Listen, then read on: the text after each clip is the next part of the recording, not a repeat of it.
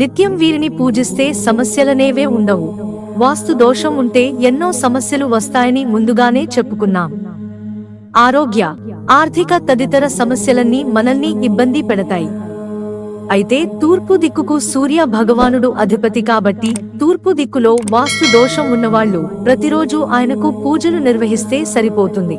పశ్చిమ దిశకు అధిపతి శనీశ్వరుడు. ఈ దిశలో వాస్తు దోషం ఉంటే మరింత ఇబ్బందికర పరిస్థితులను ఎదుర్కోవలసి ఉంటుంది. ముఖ్యంగా శని సంబంధిత సమస్యలను ఎదుర్కోవలసి వస్తుంది. కాబట్టి ప్రతి శనివారం శని చాలీసా పఠించి హనుమంతుడి ముందు ఆవనూనె దీపం వెలిగించండి. ఇక ఉత్తర దిశలో దోషముంటే ఆర్థిక సమస్యలొస్తాయి.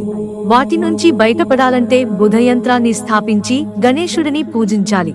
దక్షిణ దిశకు అంగారక గ్రహం అధిదేవత కాబట్టి ఈ దిశలో దోషముంటే కుటుంబ సభ్యుల మధ్య పరస్పర విభేదాలు తలెత్తుతాయి. దక్షిణ దిక్కు దోషాలు తొలగిపోవాలంటే హనుమంతుడిని నిత్యం పూజించాలి. ఈశాన్య దిశకు వాస్తు శాస్త్రంలో అత్యంత ప్రాముఖ్యత ఉంది.